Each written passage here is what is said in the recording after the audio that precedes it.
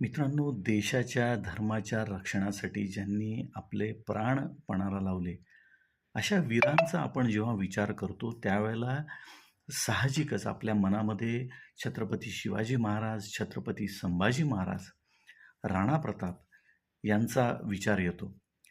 पण एका अशा शूर योद्ध्याविषयी, मी योद्ध्याविषयी म्हणण्यापेक्षा असं म्हणेन, की त्या पूर्ण परिवाराविषयी आपल्याला खूप कमी माहिती आहे.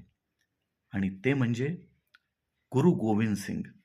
गुरु गोविंद सिंग शिखांचे 10वे आणि शेवटचे गुरु होते आणि त्यांच्या स्वतःच्या वडिलांचं सुद्धा निधन हे देशाच्या धर्माच्या रक्षणासाठी झालं आहे.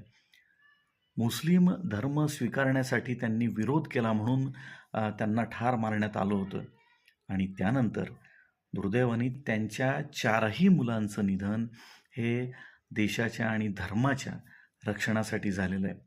जेव्हा ही 4ही मुलं मारण्यात आली, त्यावेळी माता सुंदरी ज्या त्यांच्या द्वितीय धर्मपत्नी होत्या, त्या त्यांच्याकडे आल्या आणि म्हणाल्या, की "मेरी कोख उजड़ गई, अब इस देश का क्या होगा?"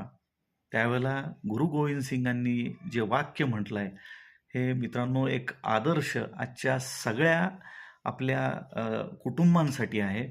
"देश धर्म के वास्ते वार दिए सुतचार, देश धर्म के वास्ते वार दिए सुतचार, चार मरे तो क्या हुआ अभी जीवित कई हजार, चार मरे तो क्या हुआ अभी जीवित कई हजार." ते म्हणतात की माझे 4 पुत्र गेली म्हणून काय झालं?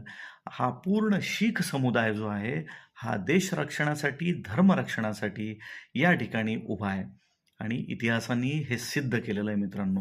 याचा एक मराठी अनुवाद करण्याची साहजिकच इच्छा झाली. धर्म देश हितरक्षण्यात, धर्म देश हितरक्षण्यात बलिदान माझे पुत्र चार, धर्म देश हितरक्षण्यात बलिदान माझे पुत्र चार, चार गेले काय त्याचे वीर सुपुत उरले हजार, चार गेले काय त्याचे वीर सुपुत उरले हजार.